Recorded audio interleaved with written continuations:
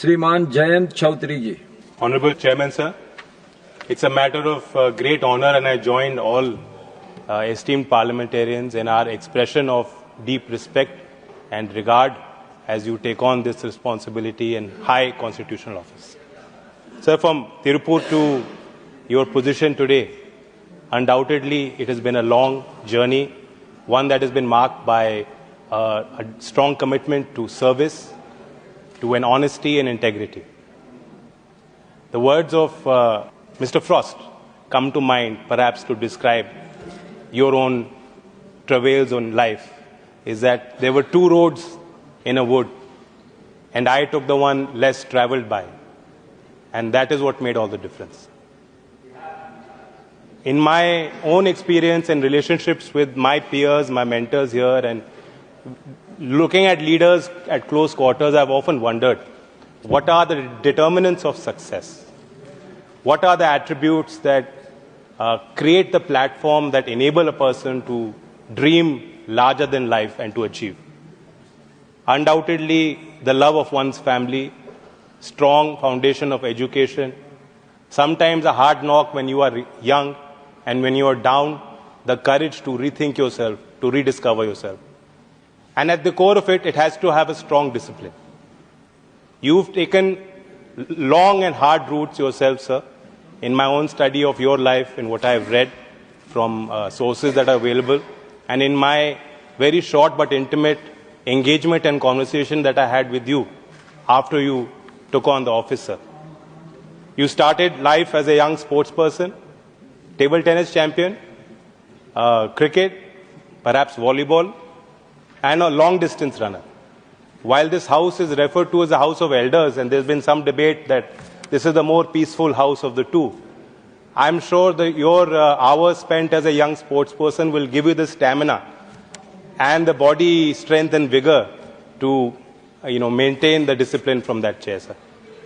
You served as an entrepreneur, and at close quarters you've seen the beating heart, the economic backbone of India.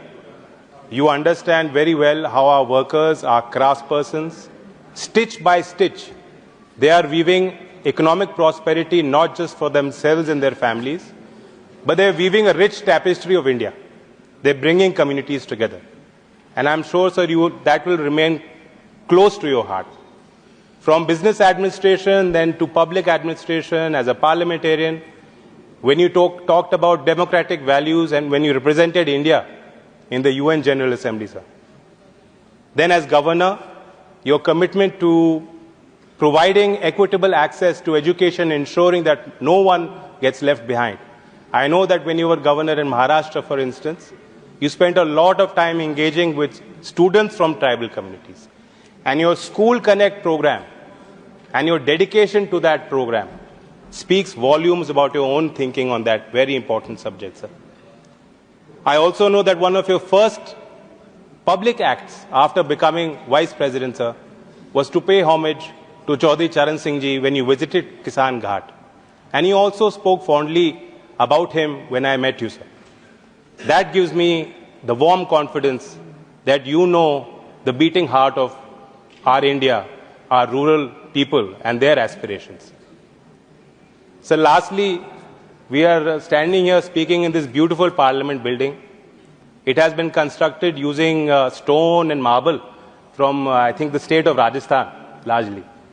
The Samvidhan Sadan was made from sandstone from Jagner, I think, Agra. What I'm trying to say is that while there's a hard edifice of stone, and it is, when you look at it from the outside, our parliament, big and tall, it conveys a strength, it conveys a sense of authority, it conveys our strong commitment to constitutional values. But we must all be mindful that stone is hard, but there's also a softness to this great building. It also has the soft beating heart of our democracy, which is here in this August gathering. And I'm sure, sir, I want to take this opportunity to express my confidence, the support from my party, and support from all people, from all sections of our country, to your endeavors, so that we are able to uphold collectively the highest traditions of office and as members of this August House. Thank you, sir.